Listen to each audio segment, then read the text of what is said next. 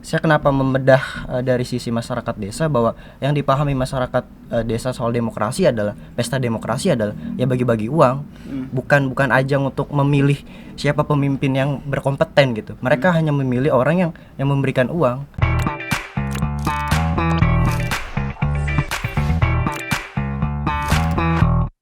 Assalamualaikum warahmatullahi wabarakatuh, sahabat Banten Podcast.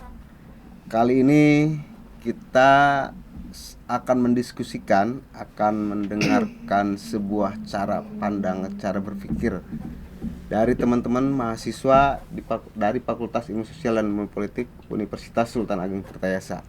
Telah hadir di studio ada Susilawati, mahasiswa FISIP jurusan Ilmu Komunikasi semester 1. Kemudian ada Noval Nabiludin semester 1 juga, Fakultas FISIP, ngambil jurusan Ilmu Komunikasi. Nah, gimana kalian dalam kondisi sehat? Alhamdulillah baik. Oke, kita langsung, saya ingin tahu, yang saya dengar itu mahasiswa ilmu politik ini calon-calon politikus masa depan. Mulai dari Susi, seneng nggak kamu belajar ilmu politik? Jujur ini ya, ketika saya masih SMA, saya sangat minat sama perpolitikan gitu. Bahkan saya juga awalnya mau masuk ke jurusan hukum, karena saya tahunya hukum pasti lebih kayak membahas tentang perpolitikan gitu ya. Tapi dengan berjalannya waktu, saya lebih suka ke public speaking, makanya saya masuk ke jurusan ilmu komunikasi sama ingin memperdalam kayak menulis gitu kan. Di komunikasi kan ada di jurnalistik tuh ya, jadi ingin memperdalam jurnalistik juga gitu. Namun ketika saya masuk ke kelas tuh ada mata kuliah pengantar ilmu politik nih.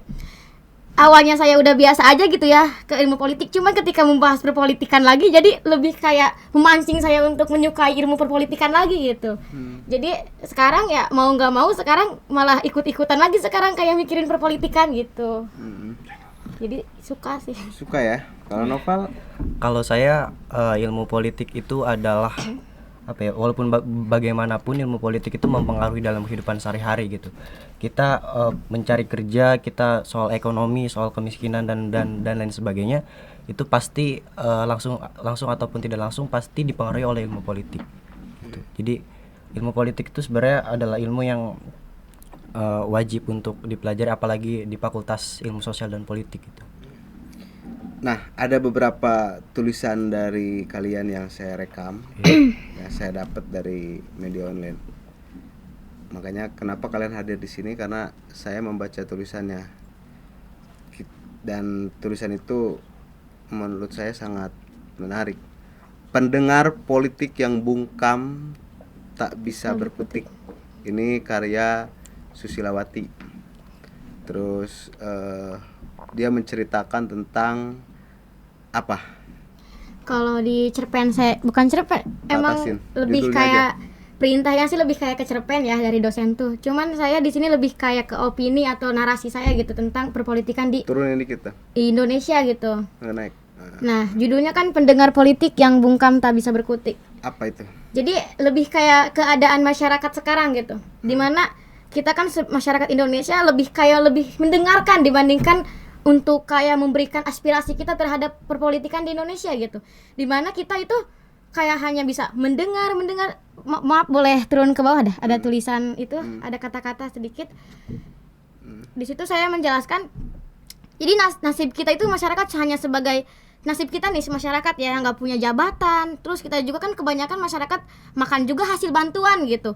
Terus berpendidikan juga nih. Saya juga berpendidikan untuk sampai pada titik sekarang gitu ya, perkuliahan. Itu modal nekat saya gitu.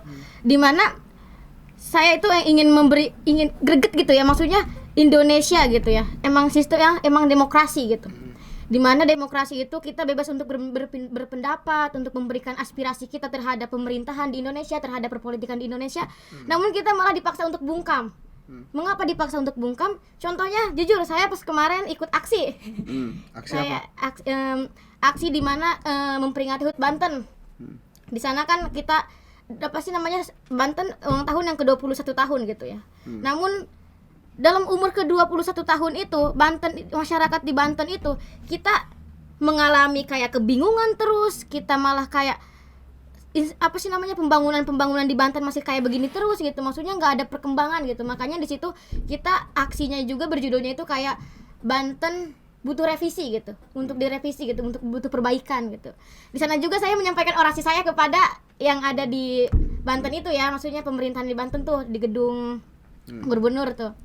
Di sana juga saya menjelaskan gitu, maksudnya ketika mahasiswa gitu memberikan aspirasinya gitu kepada pemerintah, harusnya bangga gitu. Mengapa bangga?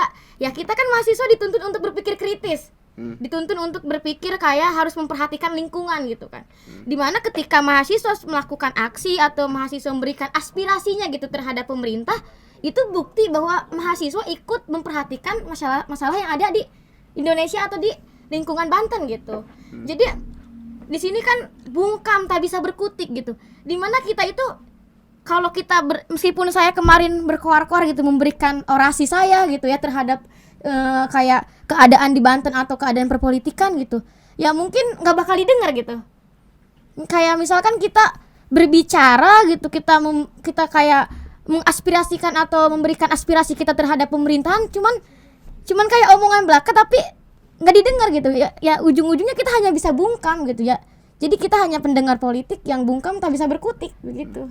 Di situ juga ada kalimat karena bukan siapa-siapa jadi tidak bisa benar. berbuat. Jika kalau itu saya lebih ingat kata-kata teman saya dulu di SMA, jika bukan siapa-siapa mana bisa dapat apa-apa. Maksud kalimat di situ adalah ketika kita tidak mempunyai jabatan, ketika kita tidak mempunyai kayak gelar gitu ya, cuman kayak rakyat biasa lah, kayak misalkan petani, buruh atau hanya seorang mahasiswa biasa nih saya gitu ya.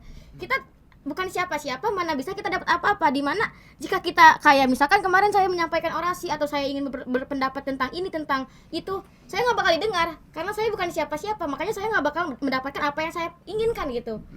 Padahal maksudnya kan di sini demokrasi gitu, kita berhak untuk berpendapat gitu. Tapi apa nyatanya gitu, kita mahasiswa biasa, apalagi kan saya gitu ya, mahasiswa semester 1 ngomongin tentang perpolitikan mungkin lebih dianggap rendah oleh pemerintah gitu. Soalnya kan saya juga mungkin gitu, belajar politiknya juga baru sampai situ, mau ngasih aspirasi gitu. Ya kita kan namanya mahasiswa ya, kita dipancing untuk berpikir kritis gitu. Ya ketika kita memberikan aspirasi, apa salahnya gitu. Itu sih Yang Susi pelajari misalkan tentang arti sebuah demokrasi itu apa di kalau kampus? arti demokrasi itu artinya kan kebebasan. Dimana bebas di sini, dimana kita bebas untuk memberikan pendapat kita atau misalkan dimana maksudnya kan dari rakyat untuk rakyat gitu maksudnya. Dimana kan meskipun di sini kita ada kayak pemerintah, ada itu semuanya kan rakyat Indonesia namanya gitu. Jadi dari rakyat untuk rakyat, misalkan gini, kita memang gitu kalau pemilihan presiden kan emang kayak ada kayak pemilu-pemilu gitu ya, kita yang memilih emang gitu ya, emang benar gitu. Cuman tanpa kita sadari sekarang juga gitu, hak suara juga bukan kebebasan diri sendiri, melainkan kayak dibeli. Itu sih yang saya kayak lihat mah gitu ya, tapi nggak tahu mungkin itu memang cara pandang kita masyarakat gitu. Cuman demokrasi gitu ya, bebas gitu, yang saya emang gregetin di sini gitu ya, itu kita kayak dibungkam gitu, kita kayak dipaksa bungkam untuk tidak berkutik. Itu sih saya yang lebih kayak gimananya gitu. Menariknya ada penekanan bahwa ketika kalian dipaksa untuk membuat sebuah karya-karya berupa artikel, tulisan, opini di dalam proses belajar di kampus sama dosen ilmu politiknya, itu yang terjadi ya. Iya.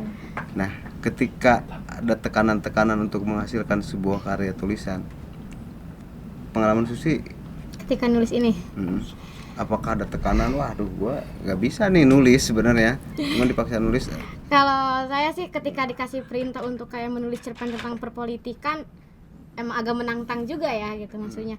Jujur saya juga suka nulis gitu ya, cuman kayak nulis diari, nulis puisi gitu. Jadi tentang kayak masalah perpolitikan gini saya belum pernah gitu nulis, baru kali ini gitu.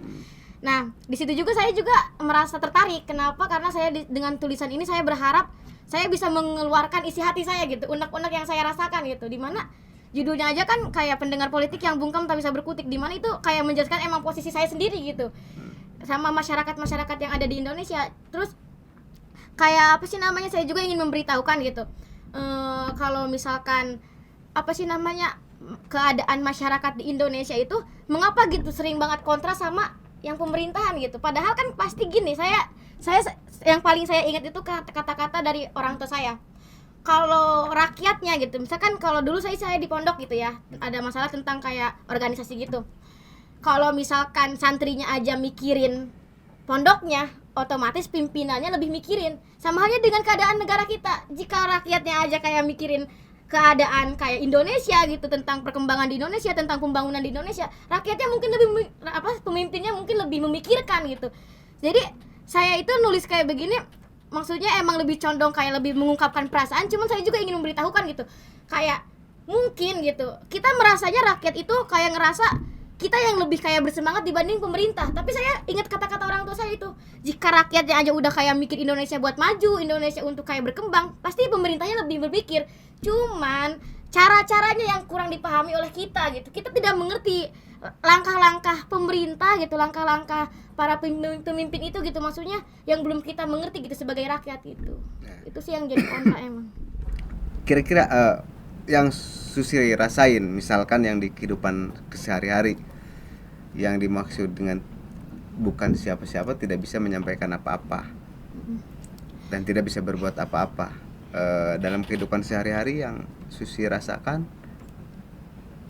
misalkan melihat fenomena sosial, fenomena masyarakat di pandemi COVID. Ya.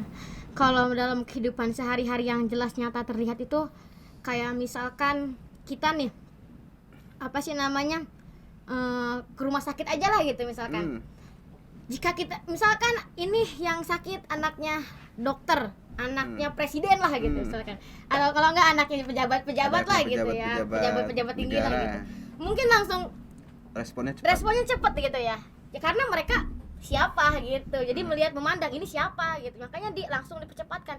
Tapi ketika kayak orang-orang yang kayak tinggal di pinggiran jalan misalkan gitu, kalau nggak orang-orang yang kayak tinggal di tempat-tempat kumuh gitu, mereka misalkan sakit nih, nggak mampu lah, masyarakat nggak mampu gitu, mereka ketika mereka ada yang misalkan penyakit kanker lah gitu ya, kita contohkan, mereka misalkan harus berobat gitu karena ini udah bener-bener kayak mau udah sakarat lah gitu bahasanya tuh, kayak langsung dibawa ke rumah sakit, pasti mereka bakal nanyain persyaratan-persyaratannya lah gitu. Padahal itu misalkan korbannya emang udah kayak ngap-ngapan gitu ya, ini yang rakyat biasa gitu ya, kayak udah bener-bener emang harus ditolong cepet-cepet gitu, kalau enggak ini bakal mati misalkan gitu. Dan itu tidak terjadi karena apa? Karena memandang ini siapa gitu. Jadi kalau bukan siapa-siapa mana bisa kita dapat apa-apa gitu. Iya. Jadi emang itu dalam kehidupan sehari-hari terjadi ya. Iya, jadi saya itu mikirnya demokrasi kayaknya mandang siapa gitu.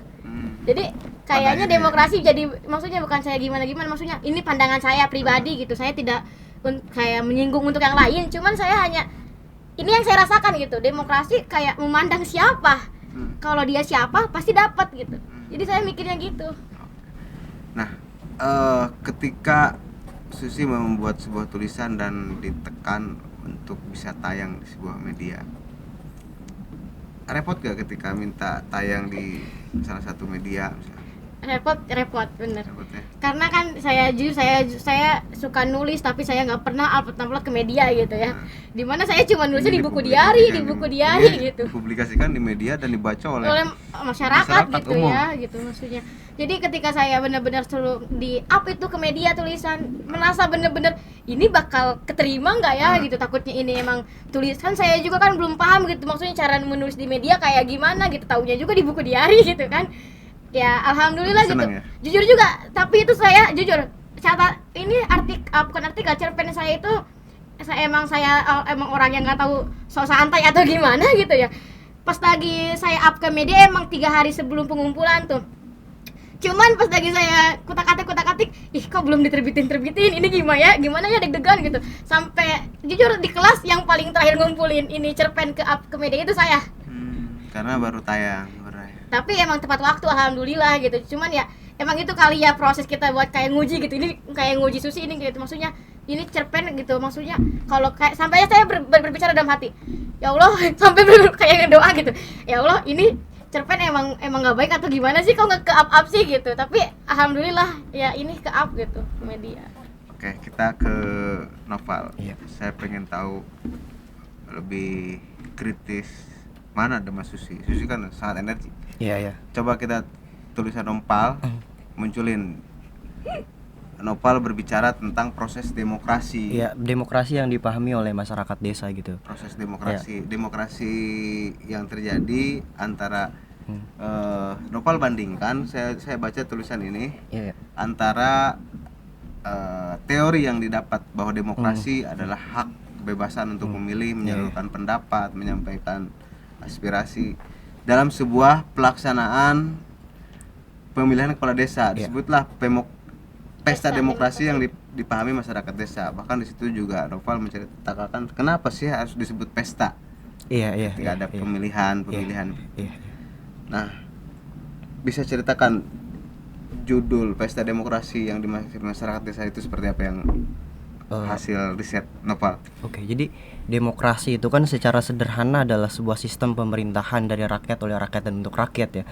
Artinya kita itu punya hak untuk memilih pemimpin kita atau wakil wakil dari rakyat itu DPR gitu. Dan di situ ada seorang satiris beliau mengatakan bahwa demokrasi itu adalah sebuah sistem yang dipergilirkan melalui pemilu di mana banyak orang yang tak kompeten memilih sedikit orang yang korup. Jadi maksudnya saya kenapa membedah dari sisi masyarakat desa bahwa yang dipahami masyarakat desa soal demokrasi adalah pesta demokrasi adalah ya bagi-bagi uang, bukan ajang untuk memilih siapa pemimpin yang berkompeten gitu. Mereka hanya memilih orang yang memberikan uang. Gitu. Jadi yang dikatakan Saw itu cukup benar gitu. Maksudnya sedikit orang yang tak berkompeten memilih orang yang korup gitu. Artinya kan ketika calon pemimpin itu misalkan dalam konteks ini adalah pilkades gitu. Ketika calon pilkades mengeluarkan uang yang cukup banyak, bahkan ada yang sampai ratusan juta gitu. Ketika mereka mencalonkan itu, jual itu. Iya, jual ini jual itu. Di situ kan dijelaskan bahwa jual tanah, jual mobil dan lain sebagainya gitu. Itu sama menurut saya itu sama saja seperti judi gitu. Apa bedanya dengan judi kan? Dan itu potensi menangnya pun juga kecil. Di situ cuma ada 3 dan yang menang 1, dan itu dia mengeluarkan uang yang sampai ratusan juta gitu. Dan yang lebih parahnya lagi adalah ketika misalkan salah satu dari calon pemimpin itu terpilih, maka yang dipikirkan pertama kali adalah bukan bagaimana mensejahterakan rakyat, tapi bagaimana modal dia bisa balik gitu. Dan ini adalah realitas yang saya kulik dari Kabupaten Tangerang ya. Iya, maksudnya salah satunya karena saya dari Kabupaten Tangerang, dan ini adalah realitas di sekitaran saya gitu. Bahwa di situ dijelaskan bahwa pesta demokrasi itu bukan kita memilih siapa gitu, tapi bagaimana kita dapat apa gitu. Di situ kan dijelaskan bahwa pesta demokrasi itu bukan kita memilih siapa, tapi kita dapat makanan apa gitu kan. Ada ada bagi-bagi uang dan lain sebagainya gitu. Nah, Noval juga menjelaskan, ada pertanyaan Noval sendiri ya. Kenapa sih pemilihan ini disebutnya pesta demokrasi? Iya, di situ saya ada tokoh gitu kan. Jadi saya menceritakan di situ ada satu tokoh yaitu Mamat sebagai mahasiswa gitu lah, orang yang idealis dengan warga awam. Ada 3 warga awam di situ kan. Kemudian ada salah satu warga awam yang bertanya, kenapa sih kita dinamakan dengan pesta demokrasi kepada Mamat gitu. Dan Mamat menjelaskan bahwa pesta demokrasi di sini adalah kita itu memilih calon-calon pemimpin yang akan memimpin desa. Itu disebut dengan pesta demokrasi. Tapi masyarakat justru memahaminya bahwa pesta demokrasi adalah ya bagi-bagi uang. Gitu. Justru di situ si Mamatnya mengatakan bahwa enggak gitu. Maksudnya pesta demokrasi itu bukan bagi-bagi uang, bahkan itu salah. Money politik itu dulu ada tindakan yang salah dalam pemilu. Gitu. Tapi masyarakat desa enggak kok, justru kalau misalkan nggak ada uangnya itu yang aneh gitu. Justru karena money politik itu adalah di Indonesia ini ya, bukan hanya di desa gitu, setingkat bupati atau gubernur itu pasti ada gitu, pasti ada. Dan itu ada salah satu riset yang mengatakan bahwa pemimpin itu faktor yang paling menentukan itu adalah faktor dari segi finansial.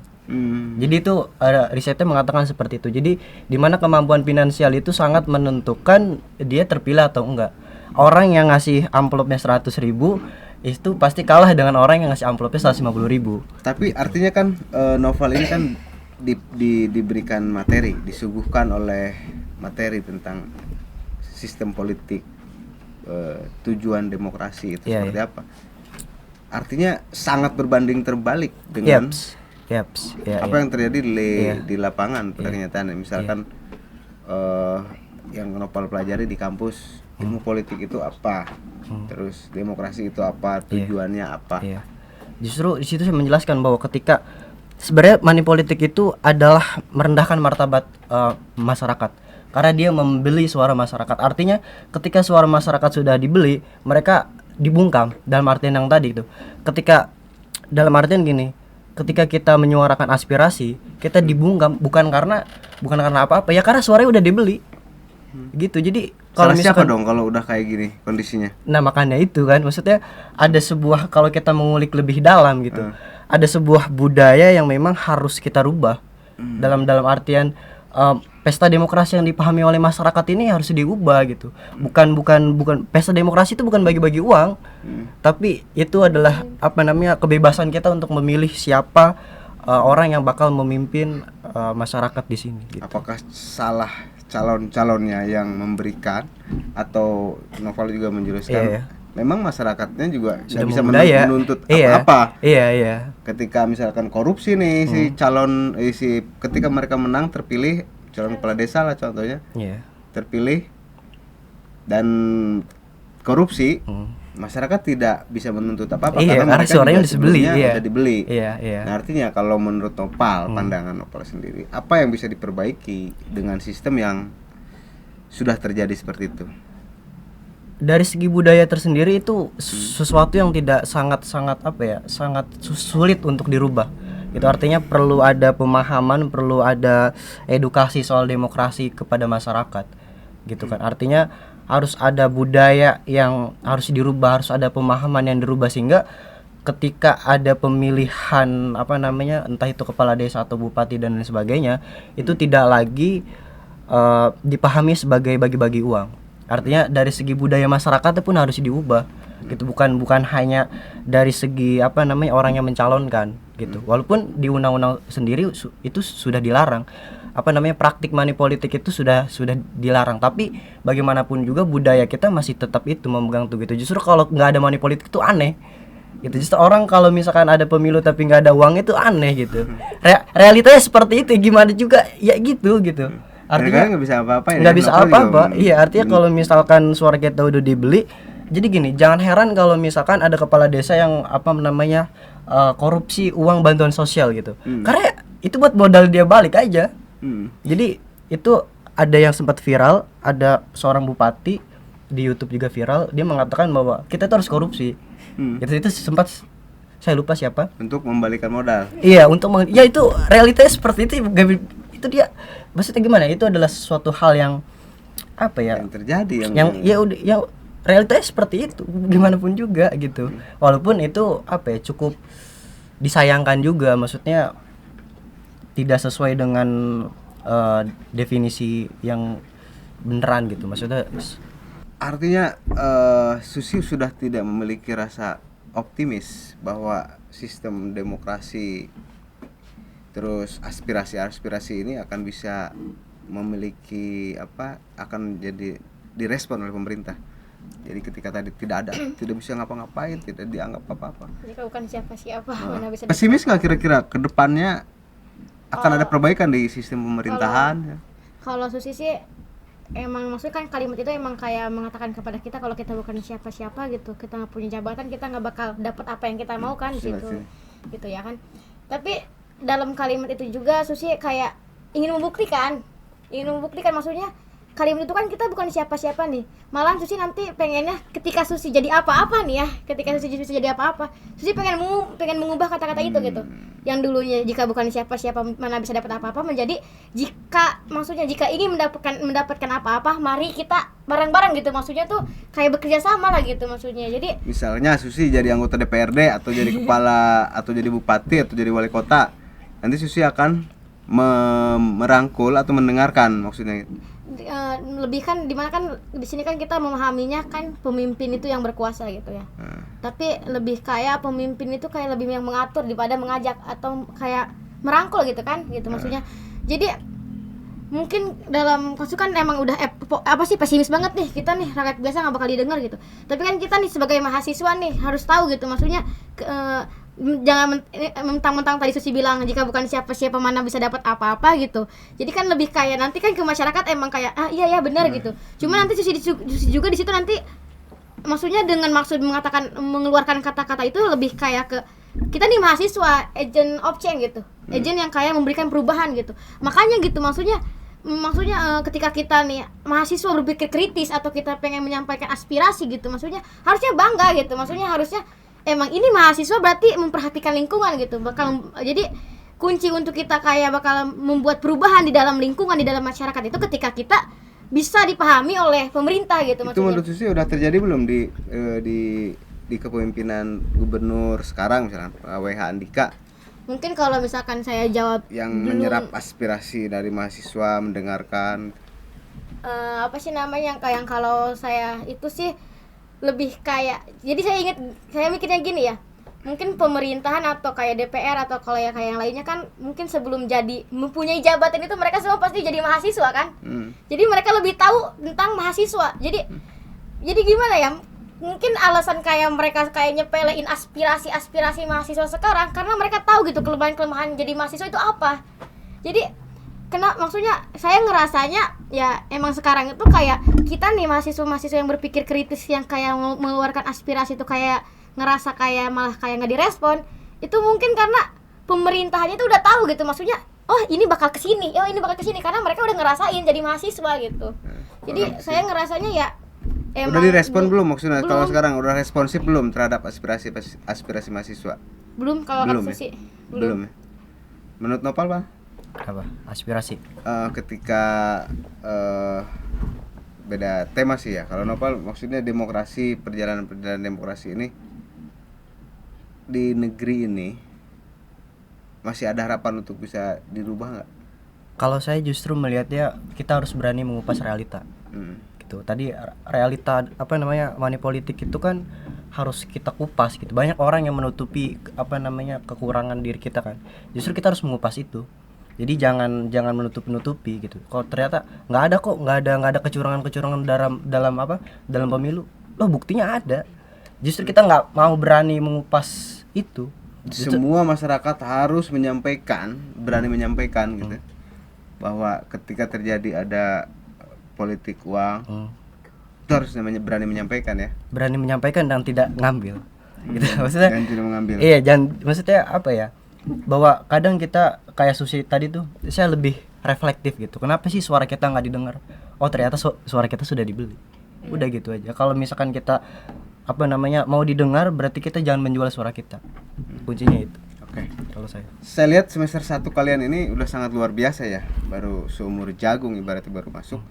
Tapi kemudian adrenalin atau daya pikir kalian, daya kritis kalian udah sangat luar biasa dalam tulisan-tulisan opini politik, artikel-artikel politik. Tekanannya tinggi ya dari dosen ilmu politiknya. Kalau saya justru tidak merasa tertekan, karena buat saya itu menulis itu kan punya kepuasan tersendiri, apalagi ketika kita berhasil mengupas realita yang ada gitu. Dan tidak banyak orang yang mengupas itu.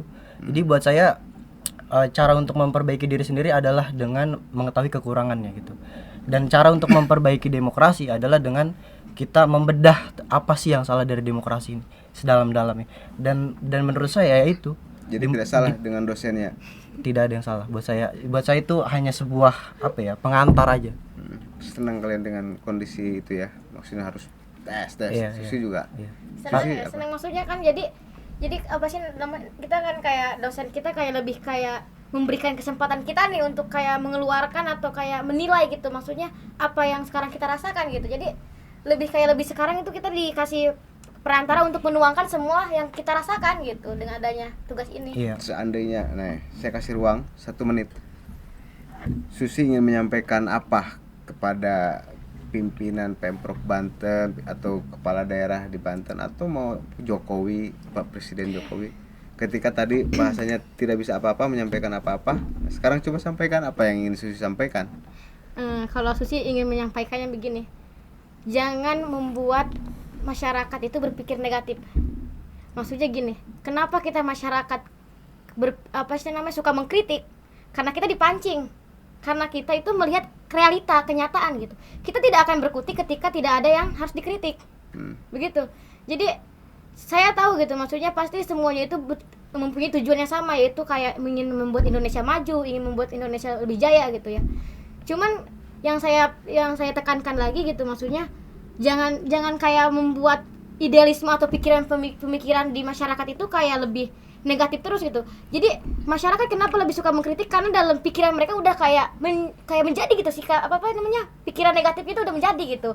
Jadi apapun yang diperbuat oleh pemerintah pasti dipikirnya buruk terus. Jadi alasan kenapa kita sering mengkritik karena pikiran-pikiran negatif itu udah kayak menempel gitu. Jadi tolong gitu, maksudnya itu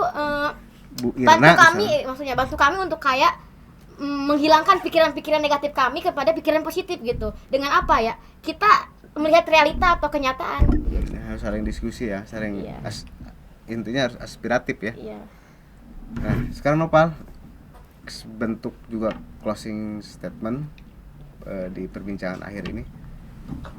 Demokrasi yang Nopal inginkan, kemudian harapan yang Nopal inginkan terhadap penentu kebijakan demokrasi, seperti apa Pak? Saya pertama menyampaikan bahwa jangan bangga menjadi pemimpin atau perwakilan rakyat kalau masih menempatkan kemampuan finansial sebagai faktor pertama, faktor penentu. Jadi kalau misalkan para dewan-dewan nih mereka menjadi dewan karena uang gitu, jangan bangga. Membeli suara. Yang membeli suara jangan bangga gitu. Mereka tuh bukan orang yang orang yang menggunakan money politik itu bukan orang yang berkompeten. Artinya mereka tidak percaya diri terhadap kemampuan intelektualnya. Makanya mereka menggunakan kemampuan finansial untuk menunjang itu. Gitu. Demikian tadi bincang-bincang kritis suara-suara mahasiswa yang disampaikan di meja Banten Podcast. Semoga ini menjadi rangsangan-rangsangan buat teman-teman mahasiswa lainnya di luar agar tetap bersikap kritis, memberikan masukan dan lakukan apa-apa yang bisa mereka lakukan gitu. Demikian Banten Podcast, semoga ini membawa manfaat. Wabillahi taufiq wal hidayah. Wassalamualaikum warahmatullahi wabarakatuh. Thank you Pak. Ya. Kasih semangat. Sip.